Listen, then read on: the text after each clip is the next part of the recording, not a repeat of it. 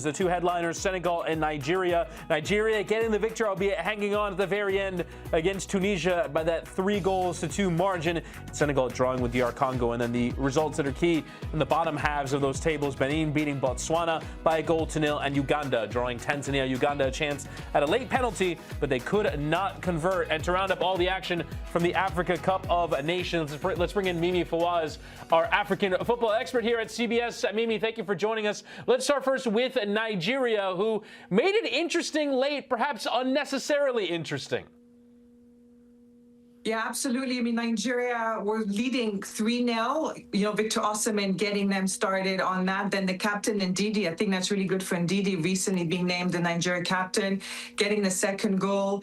And Ademola Lookman as well, getting the third goal, providing 2 assists and then getting that goal. But Nigeria really need to find a way to calm those nerves and just kill the game when they've got that lead, because they gave Tunisia a chance to come back from 3-0 up to 3-2, and it was so tight, neck to neck. I mean, Tunisia, the last time at the Africa Cup of Nations in Cameroon in 2021, I was there when they knocked out Nigeria in the last 16. So I guess this is Nigeria getting revenge back on them, but they need to find a way moving forward when they're ahead to take it calm, slow things down, and just kill the game early.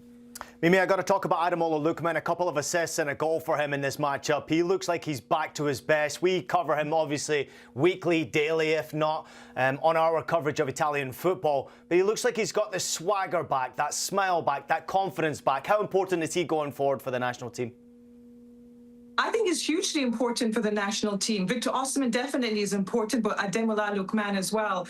We know what happened in Atalanta with his previous coach. Things didn't go very well, and it seemed to have affected his confidence, not just at club level, but as well on the national team. We could just see Ademola Lookman psychologically wasn't performing to the standards that he did at the last Africa Cup of Nations in Côte d'Ivoire. But we saw just before coming to AFCON, he started getting back into the swing of things, getting back into that great rhythm, and now we're seeing him providing assists and scoring goals. Ademola Lookman was so important for Nigeria in the last Africa Cup of Nations when there was so much pressure on Victor Osimhen that he wasn't scoring goals. Ademola Lookman was the man that was scoring those goals for Nigeria.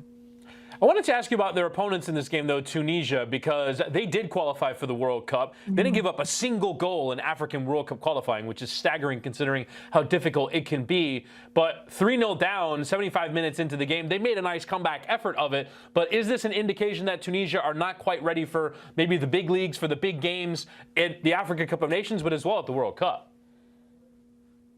Any African football expert who really watches the Africa Cup of Nations closely will tell you, you might do well when it comes on the international scene at the World Cup, etc. But when it comes to the AFCON, throw the rule book out of the window. Always expect the unexpected. Just because they haven't done so well in this match against Nigeria until the last, 15, 20 minutes, I won't say that they're not necessarily ready for the World Cup. They did, do very well in the qualifiers. Like you said, they didn't concede a single goal, them and Côte d'Ivoire, one of the early teams to book their place next summer to the World Cup. Of course, Nigeria had their woes in the qualifiers. They didn't get to perform as well as they would have liked to, and it's Tunisia that got ahead over there. But I wouldn't rule any team out in terms of performances. The Africa Cup of Nations is a completely different playing field than it is at the World Cup. Yeah, there's no doubt about that. I mean, especially when it comes to the World Cup. It's very intriguing, but AFCON's very interesting. Let's move over to Group D. Obviously, one that you predicted was DR Congo. They've got off to a pretty good start here. Good result for them against Senegal. Not an easy game, but certainly getting a result like that, even if it was just a draw, keeps them level on points with them at the top of the table. How do you see this playing out for both nations? And where are DR Congo now from your expectation and your own prediction? My predictions of DR Congo have not changed at all. Before the tournament started, I said that they were one of my dark horses. Sébastien Desabre has been doing such an incredible job with the team, making them not so much individual stars, but I would say a collective team. Let's not forget, this is a side that went all the way through to the semifinals in Côte d'Ivoire, losing out to South Africa, who got the bronze medal. They played in the Africa World Cup playoffs just recently, beating Cameroon, beating Nigeria, Nigeria on penalties, so they're definitely not a team to be ruling out either. They've also played Senegal, let's not forget, back in September in the World Cup qualifiers back home in Kinshasa, and that was a hard-fought match between Senegal and the DRC, with Senegal just getting in a few seconds to the match that winning goal that helped them to seal, that path to the World Cup. So this is a very talented team that works as a collective rather than just individual stars. On the flip side, though, you do look at individual stars. Senegal are loaded with them, particularly in forward positions with Ndiaye and Sadio Mane, Nico Jackson. This is an incredibly talented group. Would this be considered a disappointing result from a Senegalese perspective? I'm sure they would have liked to get that win against the Democratic Republic of Congo. But like I said, they played them in September, and it was not an easy match at all between the both sides. It was very close, just like we saw today. Pape Thiaw, I think, will be happy that at least they got, a draw in that match.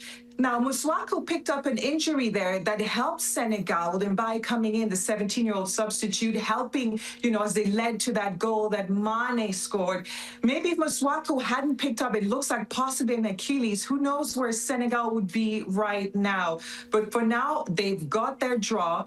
Looking very likely as well to get through to the next stages. They just need to focus on the next game ahead. They're still a very talented side, I would say, with the stars that we've spoken about, but as well, the way they play, the pattern of play with Senegal is very good. Under Pape Thiaw, the past year took over the team, has been working really hard with that side. Pape Thiaw, I want to stick on that point just a little bit. Chris had mentioned it during the highlights. It's now 13 games that they're unbeaten in AFCON matches, which is quite ridiculous. I mean, all the way back to 2019. Obviously looking forward to seeing how they handle the World Cup, but my focus is on this competition right now, because not many people are speaking about the incredible run that Senegal are actually on. Unbeaten in 13 matches. How does this end for them? Where does it end? Where do you see Senegal going out, or do they even win it? Well, Senegal would definitely one of my favorites coming into the competition. And I definitely would not say let's rule them out. They're still a very much talented side. They're still a side that can bring out those qualities in individual moments, as we saw there with Sadio Mane scoring, that leadership role that as well he plays in that team. Nico Jackson as well is another player. We saw how well they did getting those 3 goals against Botswana in their opening group game. I do foresee Senegal booking their place into the next round. They still are, for me, one of the favorites. They're not the only favorites. I also spoke about some of the other favorites. I know I said Morocco were one of the favorites, Cote d'Ivoire were one of the favorites, and I also said for Nigeria, I also said this, Nigeria not the outward favorites that many people spoke about. But for Nigeria, I said, when they're not seen as one of the favorites, the pressure is off of them, and that way they can go all the way. So I would say the favorites are within those groups that I've said in Egypt as well.